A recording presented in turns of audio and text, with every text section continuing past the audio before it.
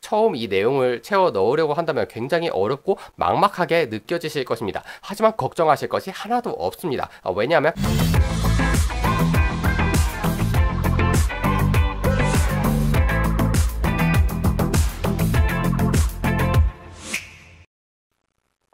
여러분 안녕. 자, 이번 시간에는 해외 주식 양도세를 신고하는 방법에 대해서 간단하게 고양이도 이해할 수 있을 정도로 쉽게 설명해보는 시간을 갖도록 하겠습니다. 이 해외 주식 양도세 신고라는 것은 해외 주식을 통해서 재산을 증식시키려고 하는 우리들의 입장에서는 굉장히 중요한 문제로 다가올 수가 있습니다. 왜냐하면 이렇게 재산을 증식시키게 되면 예외 없이 양도세를 내야 하는 상황이 생기고요. 양도세를 내기 위해서는 나라에서 알아서 고지서를 주는 것이 아니라 우리가 심지어 직접 신고를 해야 하기 때문이죠. 만약에 신고를 하지 않았다? 그러면 가산세가 붙습니다. 상당히 가산세가 세게 붙기 때문에 작년 한 해 동안 양도 차익이 250만 원을 넘겼다 하면 무조건 세무서에 관련 내용을 신고해야 된다고 보시면 되겠습니다. 작년 1월에서 12월까지 한 해 동안 매도한 내역을 다음해 5월에 신고하는 시스템이라고 보시면 되겠고요. 이 양도세를 신고하는 방법에는 두 가지가 있는데 기본적으로 우리가 세무서에다가 이것을 신고해야 되는 것이 맞습니다. 그러기 위해서는 양도소득 내역이 필요하고요. 명세서와 신고서가 법적으로 필요하게 되어 있습니다. 이것을 가지고 세무서에 가서 혹은 우편으로 제출을 하면 되는 것인데 이 과정이 일반 국민에게는 상당히 어려운 과정이다 보니까 각 증권사에서는 신고 대행 서비스라는 것을 마련해 두고 있습니다. 이 신고 대행 서비스를 이용하면 좀 더 간결하게 이 신고 과정을 마칠 수가 있겠죠. 하지만 이 신고 대행 서비스에는 한 가지 문제가 있는데요. 바로 4월 초에 미리 이것을 신청했어야 한다는 점.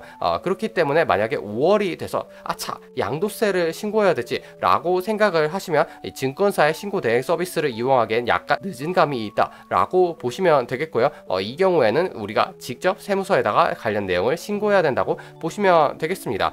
참고로 삼성증권 같은 경우에는 신고 대행 서비스가 없고요. 한국투자증권 같은 경우에는 신고 대행 수수료를 받기 때문에 이 증권사 이외의 증권사를 통해서 신고를 하시는 것이 좋습니다.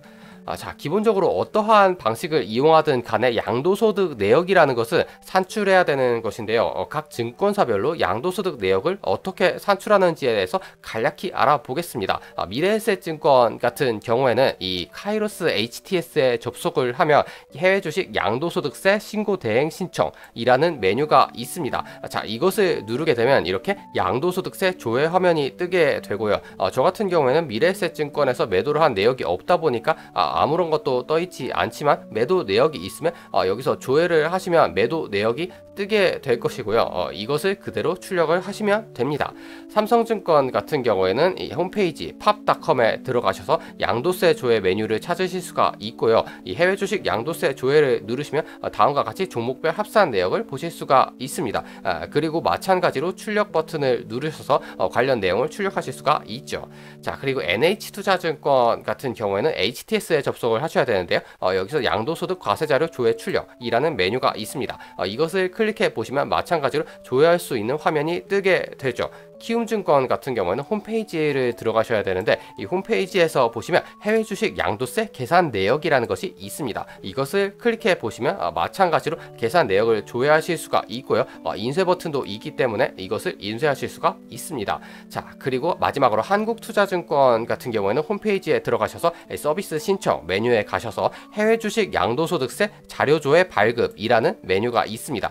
이것을 누르시게 되면 다른 증권사들과 마찬가지로 이 해외 주식에서 내가 거래한 내역을 확인하고 출력하실 수가 있습니다. 이렇게 해서 양도소득 내역을 증권사별로 산출하셔야겠고요. 만약에 내가 이용하는 해외 주식을 거래하고 있는 증권사가 여러 개다 하면 각 증권사별로 이것을 산출을 하셔야 됩니다.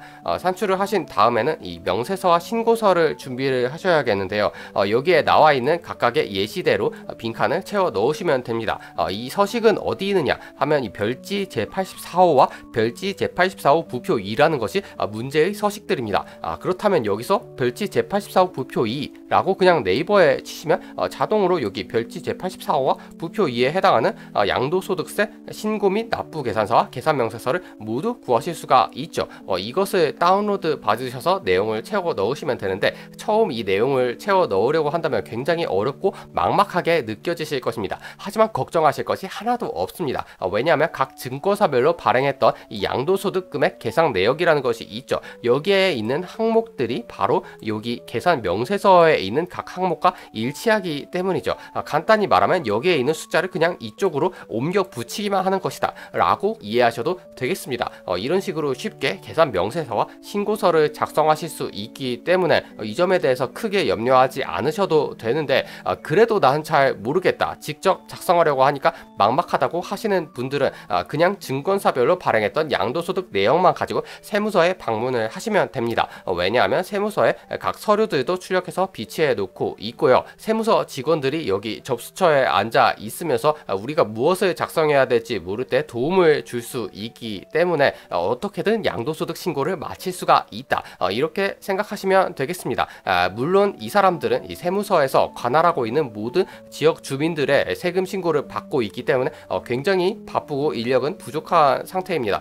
따라서 우리가 이것을 작성해서 가면 굉장히 시간을 절약할 수가 있겠죠. 만약에 나는 모든 서류를 완벽하게 작성했고 직원이 굳이 보고 검토할 필요도 없다 라고 생각하신다면 그냥 우편으로 제출을 하셔도 무방하고요. 이외에 홈택스를 이용하시는 방법이 있기는 한데, 이 홈택스에서는 각 양도 건별로 일일이 입력해야 된다는 아주 귀찮은 문제가 발생하기 때문에 1년에 수백 번씩 거래를 하셨던 분이라면 홈택스를 이용해서 신고를 하는 것은 그다지 권장드리지 않은 바입니다. 자, 이렇게 서류를 마련해서 세무서에 신고하는 것이 여간 귀찮고 어려운 일이 아니라고 생각할 수 있기 때문에 증권사에서 신고 대행 서비스를 마련하고 있다고 말씀을 드렸죠. 간단하게 이 신고 대행 서비스에 대해서 알아보자면, 미래에셋증권 같은 경우에는 이 HTS에 접속을 하시면 해외 주식 양도소득세 조회 신고 대행 신청 동일한 메뉴로 들어가실 수가 있습니다. 그렇게 된다면 대행 신청 탭에 들어가시면 이 대행 신청을 하실 수가 있고요. 간단한 정보를 입력하면 이 대행 신청을 할 수가 있는데, 만약에 미래에셋증권 말고 다른 증권사도 이용하고 있다 하면 예 신청합니다 버튼을 누르시면 되겠죠. 그러면 이 타사 거래 내역도 어떻게 신청할 수 있는지 안내 창이 뜨게 되고요. NH투자증권 같은 경우에도 마찬가지로 나무 홈페이지에 접속을 하시면 양도소득세 대행신고라는 메뉴가 있습니다. 이것을 누르시게 되면 이 대행신고 창이 뜨고요. 몇 가지 개인정보를 입력하면 이 신청을 완료할 수가 있습니다. 마찬가지로 타사거래도 있는지 없는지 확인을 해주실 수가 있고, 만약에 타사거래가 있는 경우에는 여기에 나와 있는 이메일 주소로 관련 서류를 보내주시면 됩니다. 관련 서류라는 것은 아까 증권사별로 취합하였던 이 해외 주식 양도소득 내역이라고 할 수가 있겠죠. 참고로 NH투자증권 같은 경우에는 신청 기간이 상당히 널널한 편입니다. 그렇기 때문에 4월 초에 해외 주식 양도소득 대행 신청을 하는 것을 까먹었다 하시면 NH투자증권을 통해서 4월 말이나 5월 초가 되었더라도 이것을 신청할 수가 있다 하는 점을 꿀팁으로 알아두시면 되겠고요. 키움증권 같은 경우에는 홈페이지에 들어가시면 해외 주식 양도세 대행 신고라는 메뉴가 있죠. 이 대행 신고 버튼을 누르시면 당사 신고와 타사 신고가 구분되어 있습니다. 그렇다면 여기서 키움증권 이외의 증권사를 이용하셨던 분이라면 이 타사 신청 메뉴를 통해서 타사에서 거래한 내역을 합산해서 신고할 수가 있겠죠. 이때 안내사항을 홈페이지에서 제공하고 있기 때문에 이 점도 잘 읽어보셔서 신청을 하시면 되겠습니다. 자, 이렇게 해서 어떠한 방법을 사용하셨든 간에 신청을 완료하셨으면 납부할 세액이 있다면 세금 고지서가 나올 것입니다. 그러면 그대로 세금 고지서에 따라서 세금을 납부를 하시면 되겠죠. 이 세금이라는 것을 어떻게 우리가 최대한 절세할 수가 있는가, 이 점에 대해서도 나중에 영상으로 다루어 보기로 하겠습니다. 자, 그럼 오늘 영상은 여기까지이고요. 다음에도 유익한 영상으로 만나요. 안녕.